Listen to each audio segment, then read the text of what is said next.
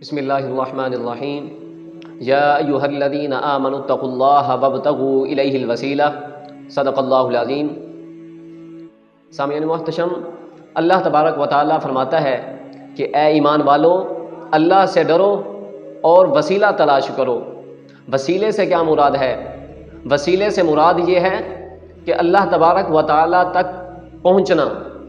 کسی نہ کسی ذریعے سے، اور وسیلے سے اصل طور پر جو مراد ہے وہ یہ ہے کہ اللہ تبارک و تعالیٰ تک پہنچنے کے لیے اپنے اعمال، نیک اعمال، نماز، روزہ، حج، زکوٰۃ،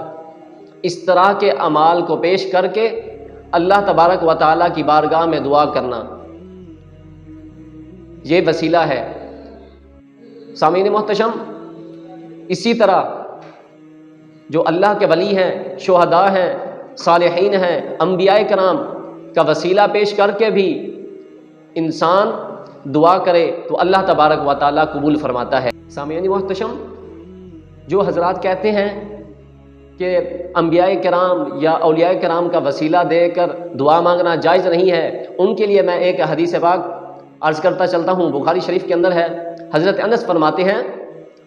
کہ جب قحط سالی ہوتی یا بارش نہ ہو رہی ہوتی تو حضرت عمر بن خطاب رضی اللہ تعالی عنہ یہ دعا کرتے کہ اے اللہ، جب حضور علیہ الصلاۃ والسلام ہمارے اندر موجود ہوتے تو ہم حضور علیہ الصلاۃ والسلام کے وسیلے سے دعا مانگتے تھے، اور اب ہمارے اندر حضور کے چچا حضرت عباس بن عبد المطلب ہیں، اور ان کو بٹھا کر، حضرت عباس بن عبد المطلب کو بٹھا کر ان کے وسیلے سے دعا مانگتے تھے، اور جب دعا مانگتے تھے تو اللہ تبارک و تعالیٰ بارش عطا فرماتا تھا۔ عزیزان محتشم، ہمیں بھی چاہیے کہ ہم اپنے اچھے اعمال اور اولیاء کرام، انبیاء کرام کے وسیلہ سے دعا مانگیں،